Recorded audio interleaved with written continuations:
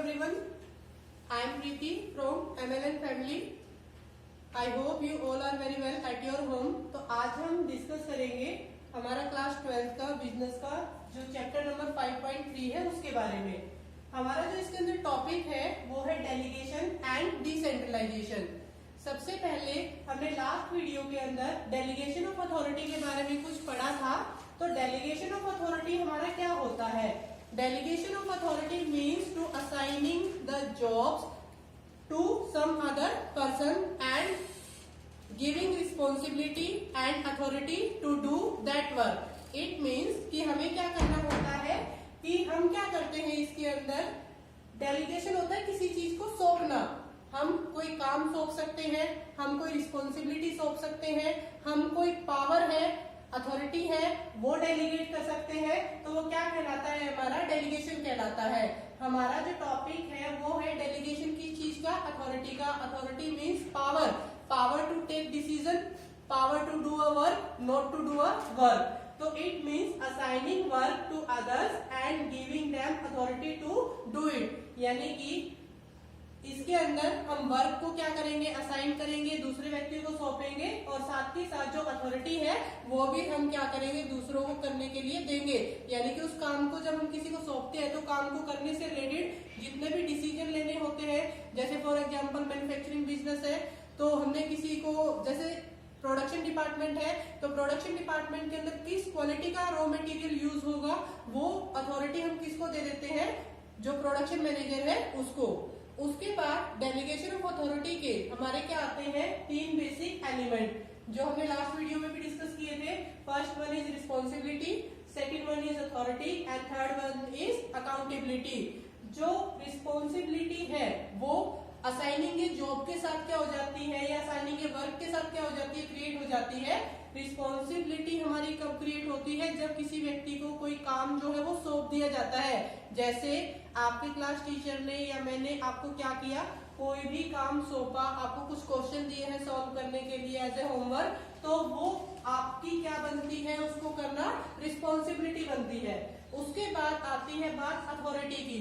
Authority का मतलब उस काम को आपने किस तरीके से करना है, कौन से टाइम पे करना है, ठीक है। तो आपका पास उस काम से रिलेटेड, करने से रिलेटेड कि आप कौन सी नोटबुक पे करोगे या उसको आप कौन से टाइम पे करोगे, किस तरीके से करोगे, तो उससे रिलेटेड जो अथॉरिटी है, पावर है, वो भी आपके पास होगी। थर्ड आता है हमारा अकाउंटेबिलिटी। अकाउंटेबिलिटी के अंदर होता है answerability to the superior person from subordinate. इसका मतलब कि अकाउंटेबिलिटी जो होता है, उत्तरदायिता हम इसको बोलते हैं। जब किसी व्यक्ति को कोई काम सौंपा जाएगा तो उस काम को करना ना करना और साथ ही साथ जो हमारी वो काम सही समय पे सही टाइम पे हुआ है या नहीं हुआ है, उसकी जो जवाबदेही है वो सबॉर्डिनेट पर्सन की बनती है। किसकी तरफ? अपने ऑफिसर की तरफ या फिर अपने सुपीरियर पर्सन की तरफ। तो ये थे हमारे 3 basic element of delegation of authority, responsibility, authority and accountability. तो नेक्स्ट पॉइंट है हमारा, कैन अकाउंटेबिलिटी बी डेलीगेटेड? क्या हम अकाउंटेबिलिटी को डेलीगेट कर सकते हैं? यहाँ पर हमारे 2 क्वेश्चन जो है इसके अंदर मेन अराइज होते हैं कि अगर किसी ऑफिसर ने या किसी सीनियर पर्सन ने या किसी बॉस ने अपने सबॉर्डिनेट को कोई अथॉरिटी या रिस्पॉन्सिबिलिटी क्या की है, किसी काम को करने से रिलेटेड असाइन की है या उसको काम दिया है करने के लिए, तो क्या सबॉर्डिनेट मतलब जो लो लेवल का व्यक्ति है जिसको काम सौंपा गया है, क्या वो सबॉर्डिनेट अकाउंटेबल होगा अपने ऑफिसर की तरफ? या सेकंड क्वेश्चन हमारा जो है वो अराइज हो सकता है, is subordinate not accountable to his officer?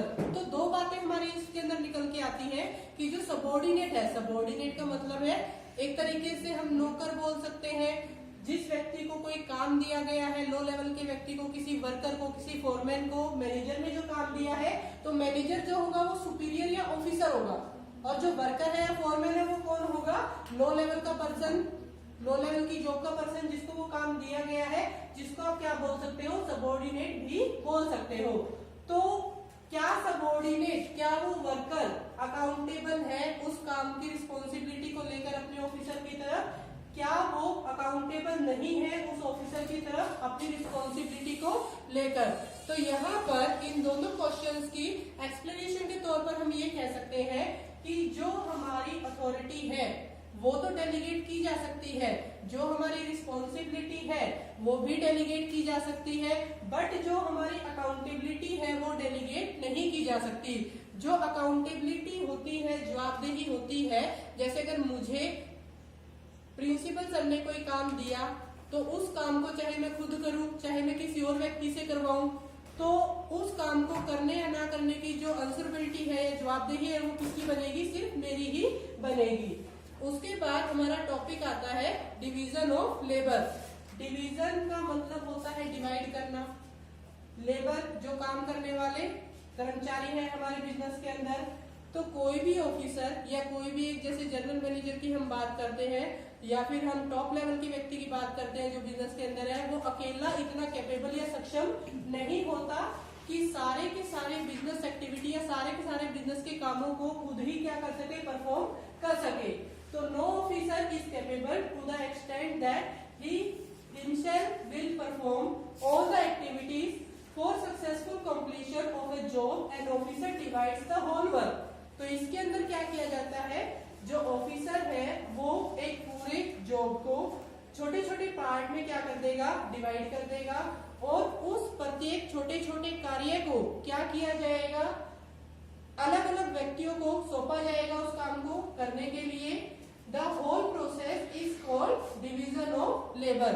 तो इस प्रोसेस को आप क्या कहोगे? डिवीजन ऑफ लेबर कहोगे। इसका मतलब क्या हुआ कि जो हमारा ऑफिसर है या मैनेजर है उसने पूरे होल वर्क को, पूरे कार्य को छोटे छोटे पार्ट्स में डिवाइड किया।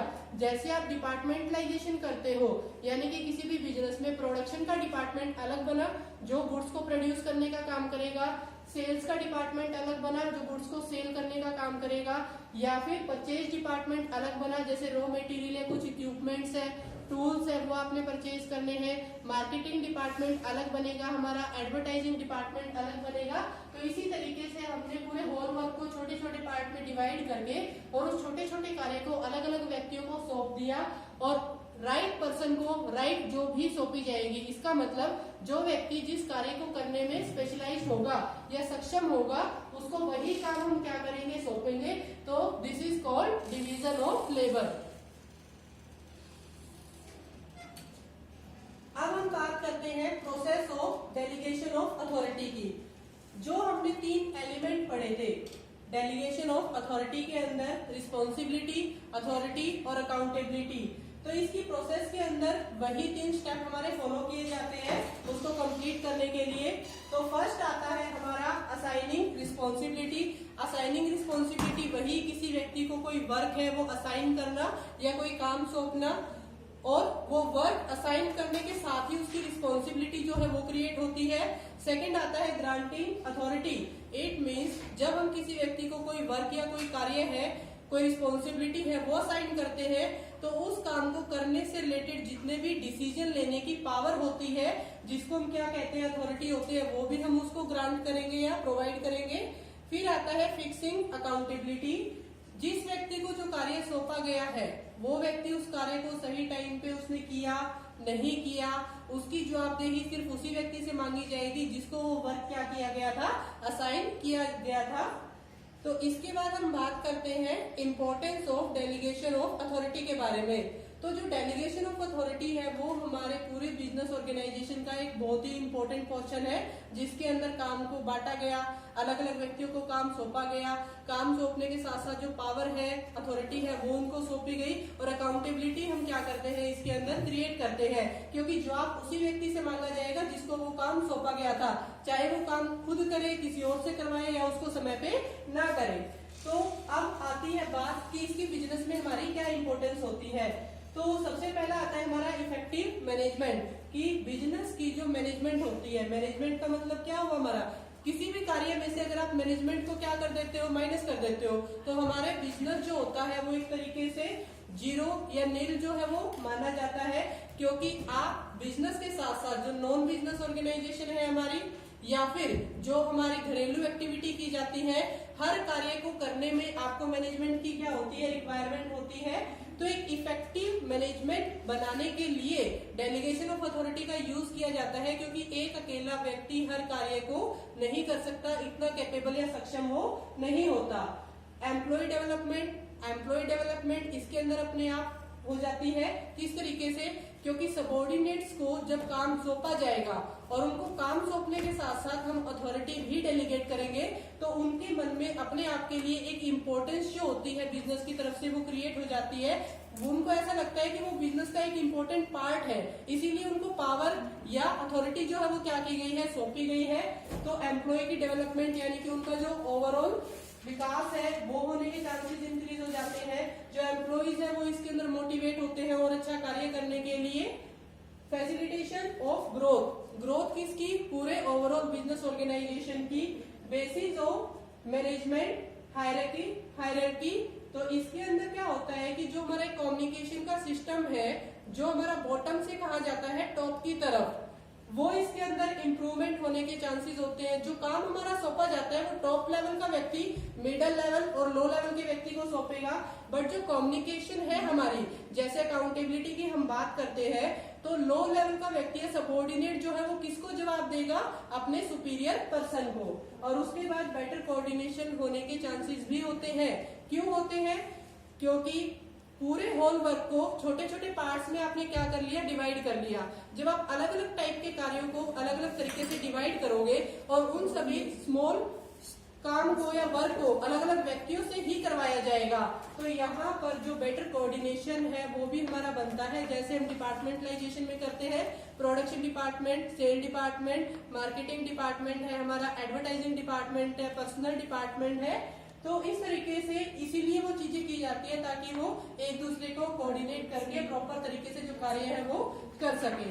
आई होप कि आप सबको डेलीगेशन ऑफ अथॉरिटी का जो टॉपिक है वो समझ में आया होगा। Thank you.